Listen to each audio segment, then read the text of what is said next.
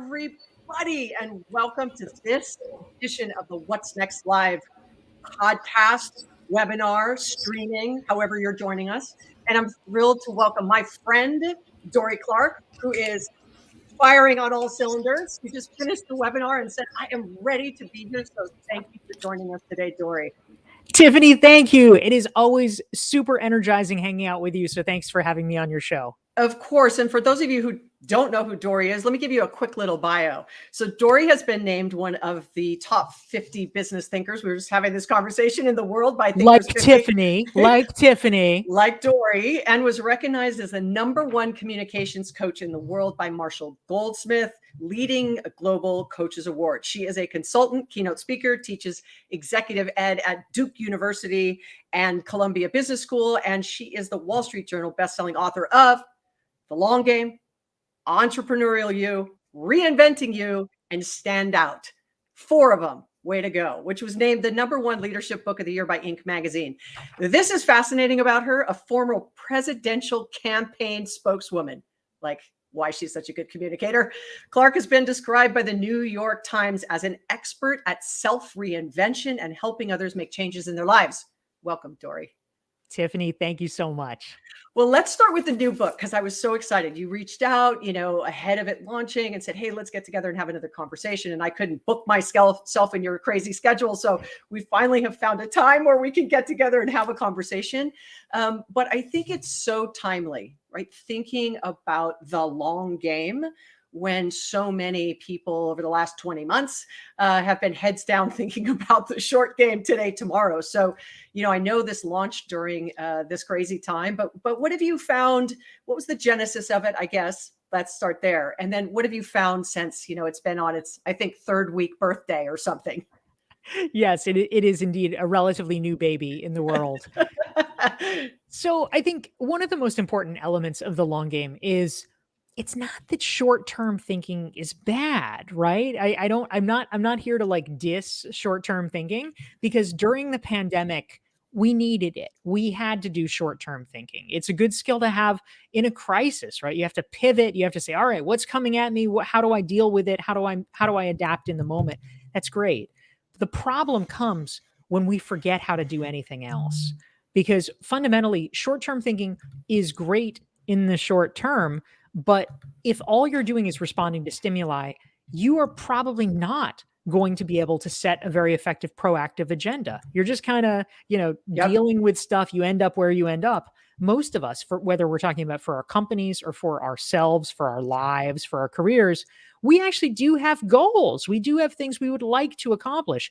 And it is very, very hard to do that in a systematic way in the absence of long-term thinking. So I think for me, part of the case that I want to make is that the last, 18 months was a time when we were over-indexing on short-term thinking. Now I think it's time to really tip the scales in the other direction. We need to over-index on long-term thinking so we can get back to it and setting our own agenda rather than letting COVID set it for us.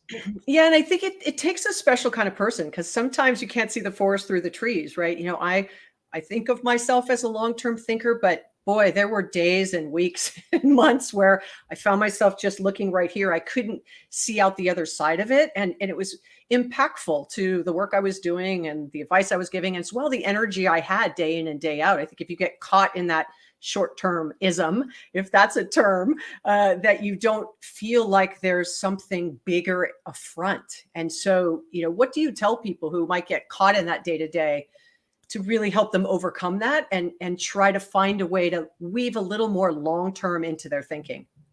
Yeah, well, certainly whoever is getting caught in short-term thinking, you are not alone. Yes. Part of the problem that we're dealing with fundamentally is short-term thinking is actually how humans operate under normal circumstances. This is not like some freak occurrence. It's how we're wired, that it is a lot better. It feels a lot better to us. If we want a thing, why not have the thing now? But that being said, we also have the ability to get better. We have the ability to train ourselves. The part of the famous marshmallow study that doesn't really get talked about a lot, this is the one with the kids and did they wait for the marshmallow or not? The part that doesn't get talked about a lot is it's not that we are permanently one way or the other, where we like, oh, we just can't resist, or, you're some sort of saint that can be patient. There are strategies that even little kids can learn that enable them to get better at waiting. And that is true for us too. We can reorient ourselves. So even if in a particular moment, we're feeling under pressure, that's real, but also there's the opportunity for change and for shifting that narrative. Yeah, and I think that is all about this ability to be more self-aware of kind of what and how you're feeling and what's causing that. Right? I mean, I think, you have done such a good job around this self-reinvention, right? It's kind of reinventing yourself and how do you stand out? And if you think about that, it's almost like you may have to rework some things about yourself to be able to reorient. Yeah, that's absolutely right. And I think that the good news is there's not exactly a constituency that is anti long-term thinking. Most people are actually, almost unanimously, studies show, think that long-term thinking is a good thing, right? This is a worthy goal to aspire to that most people want to do. The problem is in the execution. And so part of what I tackle in the long game, this is literally the first third of the book, in fact, because I think it's so important, is that it's not that we don't want to do long-term thinking, it's that stuff gets in the way. And so how can we prevent it from getting in the way? So what I suggest is that we really need to reorient ourselves toward creating more white space in our lives and in our calendars, because it's not that it takes a huge amount of time to do long-term thinking, but what we really need is mental space. And that involves, frankly, just having fewer obligations, less things on the calendar, so that we are able to use those interstitial moments not to be freaking out about all the things we're not doing, but instead to actually ask some basic but very important questions about the direction that we want our life to go in. Yeah, and so I highly recommend that white space in the calendar. Like, I found myself kind of May, June, July, August of last year overwhelmed. I was just overwhelmed, and I didn't think I could get any busier. All of a sudden, I went, "Holy cow! I am busier. How's that possible?"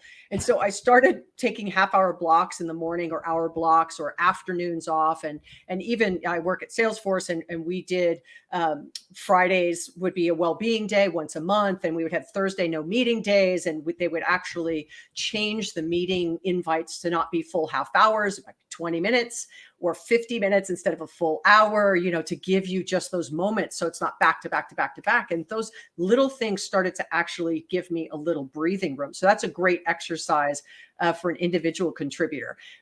What do you think? Well, and also managers and leaders, obviously, right? But there's a difference between playing this long game and having a short game. I'm an individual contributor. I might be a manager of a small team. I might be a manager of a bigger team, and I might be an executive. Like, those views are very different. And how do you get, I'm just talking about work here, not from a personal perspective, individual contributors to have a career long-term thinking mixed in with their day-to-day?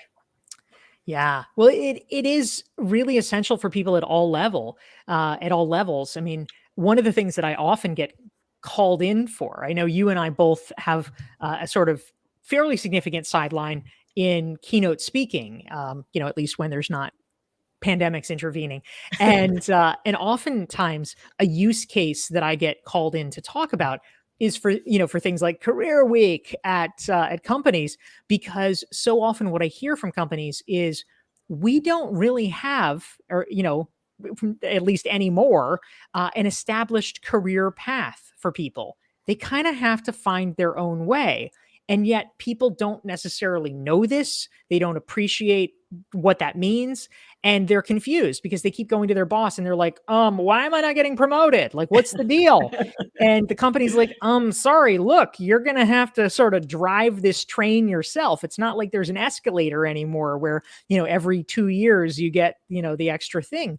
And so I think that closing that gap and uncovering and talking about that disconnect is really important, because people need to know you are the captain of your own ship now. And if you want to be moving forward or, doing lateral moves and things like that, the good news is that way more things are possible now in terms of career tracks than they ever were. If you're like, yeah, I want to be doing blah, blah, blah in China, like probably you can, but you need to be the one raising your hand, connecting with people, asking about it, finding your pathway into it. And it involves a level of proactivity that sometimes a lot of people, they're certainly not trained for, they're not used to it. But once you do embrace it, it actually is incredibly empowering.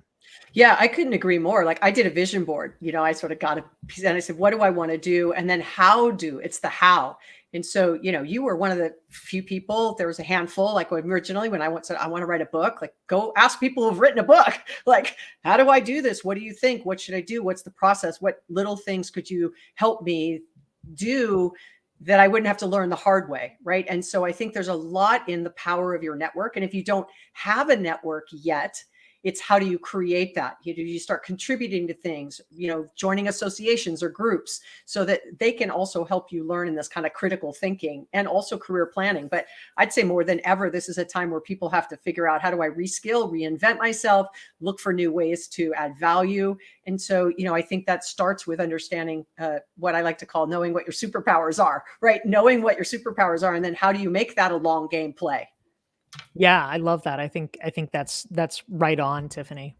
Yeah. So, I asked you this at the beginning and you kind of gave me before we got on. So I said, this is what I'm thinking about, because you've been on this talking about the book for a minute, but now was there anything that surprised you where people went, oh, this was so the missing piece of this, or I hadn't thought about it that way, or this really gave me clarity around whatever that is? Because I think that's the reason people like you and I do what we do. It's that moment of clarity you're able to provide somebody. Yeah. Well, I'll say that one area that has gotten a perhaps disproportionate response where people have talked about it and asked questions about it is a concept that I share in the long game called optimize for interesting. And it's basically a philosophy that I share about, how we make life choices. The context about this is years ago, I was a director on a documentary film called Marion Stoddard, The Work of 1,000. And it was about this woman who was she was a housewife in the 1960s. And she ended up leading the cleanup in the 60s of one of America's most polluted rivers. And so it was like a kind of, environmental biopic, basically. And we interviewed her and talked about her background, her upbringing. And she gave this anecdote where she said that when she was out the door on the way heading to college, her mother's last words to her, like the final advice, was, whenever you have a chance of, a choice of what to do, make sure that you choose the more interesting option. And I thought that was great advice. But I also think that in many ways, for me, what it represents is a kind of powerful antidote to the cult of follow your passion. Because there's so much emphasis like, oh, what's your passion? What? You don't know what your passion is? I call it passion shaming. And ultimately, I think if we lower the bar and we just say, you know what? Like, you don't have to know what your passion is. Do something interesting. And then guess what? If it stops being interesting, you don't have to do it. You could do something else. Like for me, that's a more sane and a more humane way of understanding what our next step in the journey should be. I love that. It's a simple phrase, right? And I think we all innately want interesting work. And when it's not interesting, we're not interested. You're not, right? So even as a human showing up to meet someone, a new client, interviewing for a job, asking your boss for a raise, like, starting a business, like you have to be interesting if you want people to be interested, so it's kind of plays both ways. I think that's a fantastic, quick little example. I know you use, and you talk to a lot of people in the book. Was there a few stories that, you felt like, oh, that was so good. Like, I'm so glad I captured that in this book. Oh man. Well, there's a lot. Obviously, it's hard to choose, but I would say, one element that in one story that stands out is actually a mutual friend of ours. I believe Alyssa Cohn, right? Yes. Yes. So Alyssa Cohn is a good friend. She actually just came out with a new book called From Startup to Grown Up. And anyway, in the long game, I share a story about her, which I think is fantastic, about how she started to take rap lessons. So, Wait. Okay, if yeah, you know who she is, that's awesome. Okay, keep going. yes. Alyssa is not necessarily who you would peg as taking rap lessons. She is, an executive coach, and she signs up for this class and she gets there in the first day. As you might imagine, she shows up and it's her and a bunch of 19-year-old guys in hoodies who like all are excellent, excellent rappers. And she's like, I don't know. I'm probably not in the right place here. And so she sends this note afterwards to the instructor and she's like, I'm really sorry. I should drop out. This isn't not the right place. And he sends her back this note, which she related to me. And, frankly, it's like the epitome of wisdom. I love this story. He said to her, look, Alyssa, the goal is not to turn you into a rapper. The goal is to turn you into a more creative and uninhibited person. And she read that and she thought, oh, wait, that is my goal, isn't it? I don't actually want to be a professional rapper. And she realized, all right, I need to go, the only way out is through. And so she decided she would do it. So for 2 months, every week, she takes this rap class and she ends up performing just before COVID. It's like the last thing in New York before the city shuts down. She does this improv rap performance. Oh my God, is it on film? That is not on film, but Alyssa's rap video that she created, which I actually helped film some of the scenes for, is up on YouTube if you want to search for it, Tiffany. Yes, it's good Oh my, stuff. that is classic. But what that shows, though, I've heard people do improv classes as an example to sort of, get a little out of your comfort zone and to feel more comfortable and, just sort of find your creativity and laugh a little bit and loosen up, right? But taking a class on being a rapper is that's such a fantastic story. But I think it also shows what another one of our friends, Whitney Johnson, talks about a lot, which is getting comfortable with being uncomfortable. Like you have to stretch yourself in order to find your way to whatever is going to be next. So the short game, the long game, the medium game, whatever game you're playing, ultimately, if you're not disrupting yourself, how do you expect to disrupt other things in your life, right? It's so true. Yeah. And I would love to hear, Tiffany, your take about how long-term thinking ties in with your with growth IQ and with some of the work that you've been percolating on lately as well. Well, I think that growth IQ really landed in one sentence, that I felt like growth was a thinking game and that you could be able to outthink your competition if you couldn't outspend them, out-hire them, develop them, like all of those things.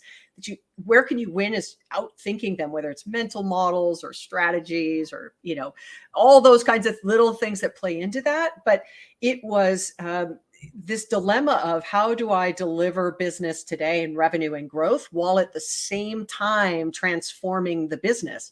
And sometimes that's kind of two mindsets, two muscles, two thinking processes. And it's hard to find executives that are able to do both and do both really well, which showed me that it was really this kind of, and I'd be interested to hear back from you, is it has to be this team sort of effort. And so I don't know if you can get to growth without the team or a long game without the team, and team may mean different things to different people, but I feel like my short-term goal, I never could have imagined that it would lead me to what now my long-term goal is, right? Sometimes you just don't understand those small decisions and the intended or unintended consequences of them when you're, sort of doing a vision board one day and saying, this is what I want to do. This is what I want to be when I grow up, right? This is the impact I want to have. And then to start to see some of it come to fruition, I think that comes from a lot of internal long-term planning with kind of brushing off the short-term failures, which of course there always are a lot of. Yeah, you're so right, Tiffany. And in fact, the last third, the last part of the long game is actually a section that I call keeping the faith, because I think this is so crucial. Whenever you're in any kind of a long-term endeavor, it's almost inevitable that there's going to be obstacles, failures, setbacks, gatekeepers, you name whatever the impediment is. I mean, if we think about it rationally, if you're planning something, it's a 5-year goal, a 10-year goal. I mean, is it really likely that you're going to be able to predict exactly how it's going to happen? Like, probably not. And yet we are so surprised in the moment when it doesn't work out the way we want. And we feel like, oh my God, maybe it's not meant for me. Maybe I'm not good enough. No, that's not the takeaway. The takeaway is that this is almost inevitable, that because of butterfly wings flapping or whatever, you can't predict how it is going to happen. It doesn't mean that, it's somehow not foreordained for you to do it. It means you need to try another path, and we need to be resilient enough to keep at it. I mean, maybe not like 1,000 times, maybe that's a message, but more than once. Yes. Well, that's almost like how often you can ask executives, right? How often are they 100% correct? How often are executives 100% correct? Yeah, probably zero, I'm guessing. Yet they expect people who work for them to be 100% correct all the time. That there's no reward for this sort of failure, learn, iterate. You either learn, you either win or you learn. It isn't about the loss, right? It's about the learn.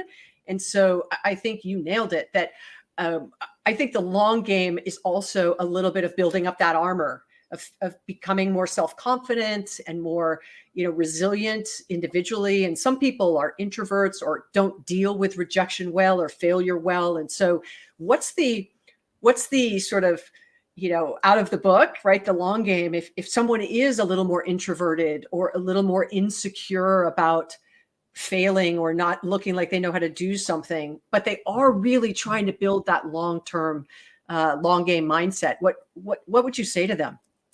Yeah, so I have a couple of thoughts. I mean, the first is actually there is a coda at the end of the book which talks about the 3 personality characteristics, or the 3 traits that I feel like are most essential in long-term thinking. And they are independence, curiosity, and resilience. Now, resilience I think is probably self-evident, but independence and curiosity, I think that the reason that these are so crucial, independence is necessary because, first of all, we can't willy-nilly accept other people's judgments of us. I think where so many professionals go wrong is, like one person turns you down. Oh, I guess they're right. I guess maybe I shouldn't, blah, blah, blah. No, they could be a freaking idiot. We have to understand they might not be right. We have to be independent enough to have that. And also independent enough to cultivate our own goals rather than the goals that society just kind of shoves down our throats sometimes. If it turns out that your goals coincide with society's goals, great, but they might not always. So independence is necessary, and curiosity, because fundamentally, if we're able to, see possibilities, if we're interested in life, if we're interested in the process, it keeps us going. So I think those are the things that are necessary. I'll also just push back a little bit on the introvert thing. I'm an introvert, and I think sometimes people honestly use it as an excuse for things. No excuses. Whether or not you're an introvert, I don't think that should play in any way. Really, that's just about like, all right, how do you sort of emotionally recharge from people or what have you? I think fundamentally, nobody likes failure, of course. The biggest thing that we can do to, I would say, both recover from failure and frankly, never fail, is to be diligent about making small bets.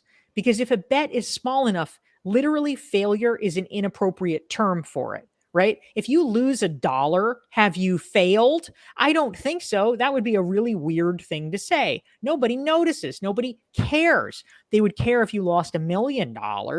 And so the question is, how can you place as many $1 bets as possible so that you are able to then make smarter decisions about where you are going to go all in and put your chips on that table? Yeah, and Vegas is a great example. Put down the dollar, give it a shot. Well, there's a couple comments that I want to share here. So one of them is from Pam. Thanks, Pam, for joining and always being so supportive. So at work, not getting caught up on short-term dashboards and KPIs is a tricky obstacle. What would you say to Pam? Dorie? Yeah, I mean, Pam is not wrong. There's a mania around short-term dashboards and KPIs. That being said, I actually think for me, the bigger issue is, are the KPIs, and again, for people not schooled in bizarre business lingo, that's key performance indicator. I always find that such a weird term, but of course it's one we all use. But anyway, so the metrics that we're using here, there's a reason that it was implemented, and that is, theoretically, they should be the ones that are guiding you down the path to long-term success. And so it's very ironic that following the short-term metrics would lead you in the wrong direction if they've been constructed with the goal of being, oh, let's track this so we can be successful in the long term. So I think one question to ask, which is a very worthy one for any employee, is, are the short-term KPIs actually aligned to our long-term goals? Because if they are not, that is a much bigger problem. If they are, then actually hitting the short-term KPIs should be theoretically moving you in the direction of your long-term goals. So I think that alignment is kind of the thing to test there. Awesome. And I want to sort of give you some kudos here. Robin says, independence and curiosity, wonderful emphasis on these traits.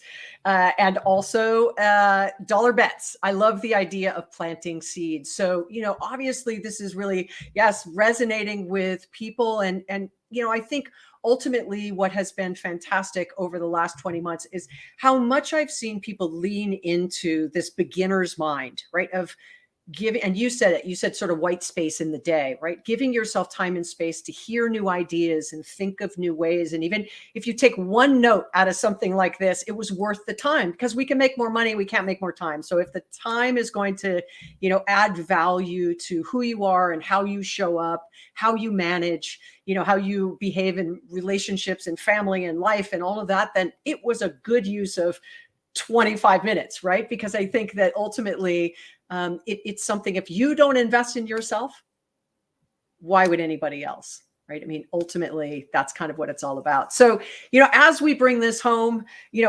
what would you say to people that say, if I could do one thing Monday morning, so it's Wednesday, I think today, who knows? I think it's Wednesday. What could I do Monday morning? I want to do one thing different, that $1 bet. What's that $1 bet Monday? I love it. All right. What's our $1 bet? This is fantastic. So I think the very first thing is, and I see here, Robbie is writing in. She says, I'm working so hard to make more white space in my day. So here's my piece of advice.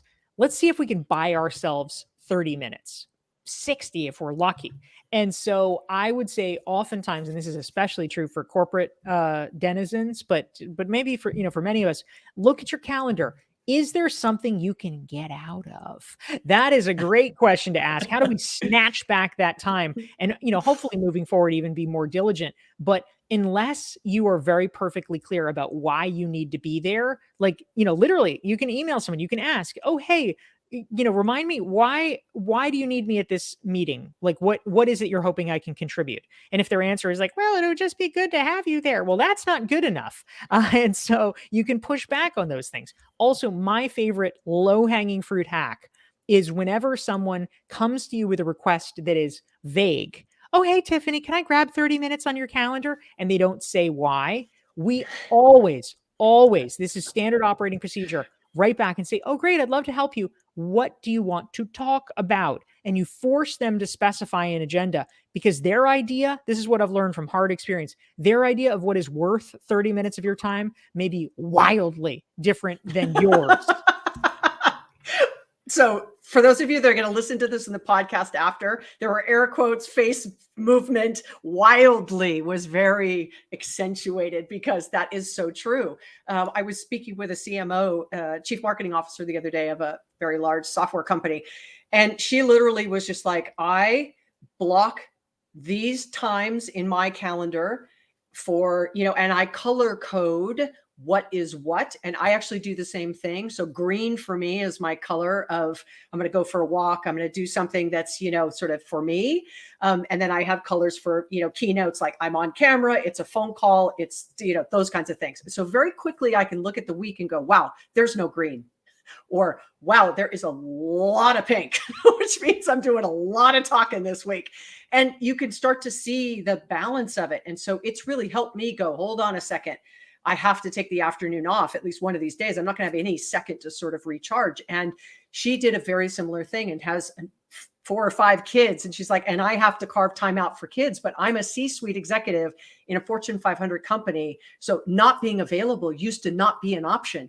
But until I created those guardrails around my life and my calendar and my time, she goes, I've even missed executive offsites because I will not bend on those things. Because the second I bend, then you bend all the time. So I think that goes back to, taking control. And color coding your calendar may seem really OCD, but I love it, man. That's good. It really, really, really helps. Like colors for travel, colors for phone calls, color for team meetings, colors for, when I have to be on camera, colors. And then you just really quickly, I could go week by week by week and see, no wonder I'm tired.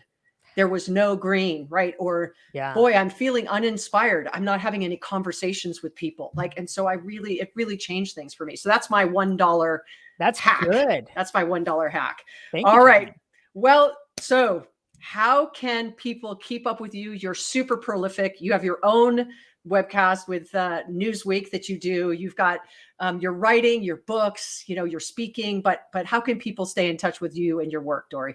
Yeah, thank you so much, Tiffany. Well, again, the new book, it's called The Long Game, and if folks are interested in that or the broader question of how to apply the lens of strategic thinking to their own life and career, I have a free resource, which is the Long Game Strategic Thinking Self-Assessment, and you can get it for free at DorieClark.com/thelonggame.